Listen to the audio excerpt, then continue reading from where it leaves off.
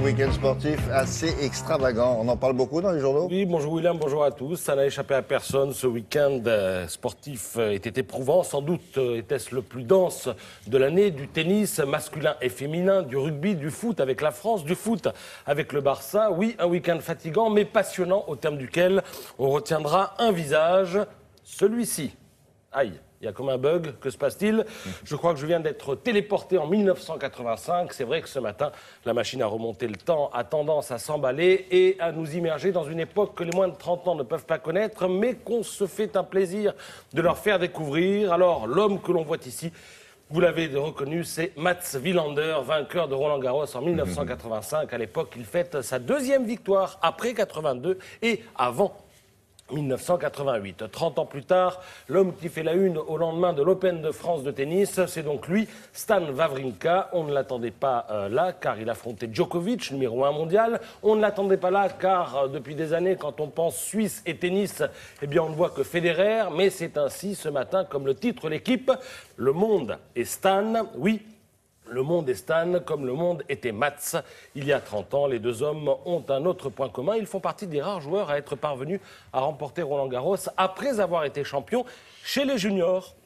Un troisième joueur partage ce privilège, une autre figure des années 80. Il s'agit d'Ivan Lendl. Alors vous lirez ce matin dans l'équipe l'interview de Mats Wawrinka, alias Stan Wilander. Ce qui frappe chez ce garçon, c'est sa modestie. Le Big Four, c'est-à-dire le dernier carré des 4 meilleurs joueurs mondiaux, eh bien le Big Four reste intouchable, disait encore il y a peu Big Four, oui, Wawrinka.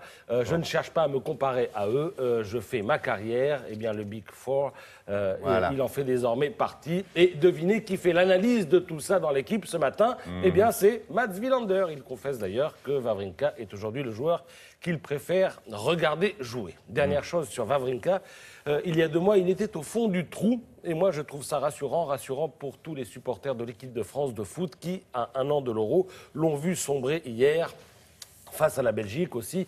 Si vous le voulez bien, on préférera retenir de ce week-end footballistique la splendeur des Barcelonais, vainqueurs de la Ligue des Champions au terme d'un match qui restera dans l'histoire, mais pas pour les mêmes raisons qu'il y a 30 ans, car il y a 30 ans, regardez, la une de l'équipe, c'était ça, le foot assassiné. Au lendemain de la finale, toute la presse titrait sur le foot. Libération titrait le choc et les autres, meurtris, déboussolés, horrifiés par la tragédie du Heysel. Vous avez vu passer le quotidien de Paris et le matin, 2 journaux. On va en parler cette semaine de ça, oui, aussi.